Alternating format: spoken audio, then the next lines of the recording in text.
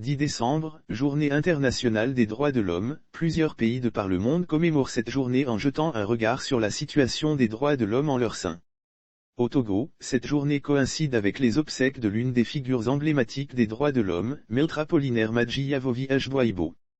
Bien plus, la centaine de prisonniers politiques toujours d'actualité préoccupe les acteurs. Puis, le même jour, 2 journalistes ont été ajoutés à la liste des prisonniers d'opinion. Et ce n'est pas fini, le lendemain, l'activiste pro-démocratie Fovi Katakou a été enlevé à son domicile et gardé au service central de recherche et d'investigation criminelle, SCRIC. Malgré sa mobilité réduite, il a été emmené avec son tricycle. Cette furie a davantage glacé les uns et les autres. La peur est désormais partout. Les prisons surpeuplées du Togo sont dues aux recours excessifs à la détention provisoire. Selon la Commission nationale des droits de l'homme, 63% de la population carcérale provient de la détention préventive.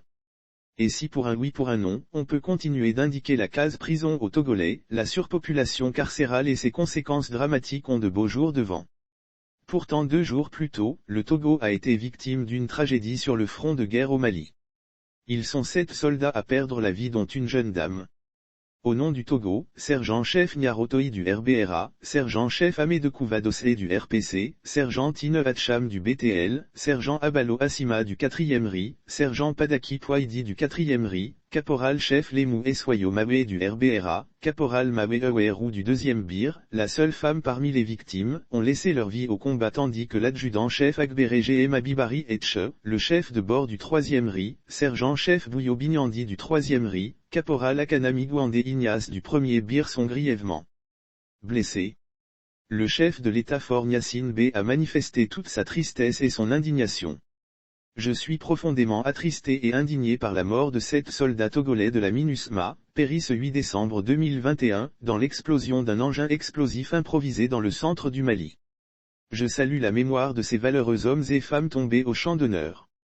Fort Gnassingbé a ensuite exprimé, aux familles éplorées et aux frères d'armes des soldats décédés, sa compassion et sa solidarité, avant de réaffirmer la détermination du Togo. Nous ne fléchirons jamais devant l'obscurantisme et la barbarie, a-t-il martelé, avant d'ajouter que les forces armées togolaises combattront, aux côtés de la MINUSMA et partout ailleurs, l'ennemi commun qu'est le terrorisme.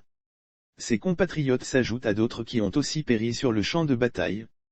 En ce moment douloureux, le gouvernement doit appeler à la solidarité et à la communion d'esprit. Et si ce moment que le pouvoir choisit pour faire davantage peur à ses concitoyens, c'est bien contrastant. Le climat délétère actuel en cette période anxiogène avec les pressions de fêtes de fin d'année, le pouvoir de Fort Gnassingbé n'a pas besoin d'aller aussi loin. Aucun peuple ne peut se développer dans la méfiance et la peur. Il est temps que les conditions nécessaires soient créées pour libérer les énergies créatives des Togolais.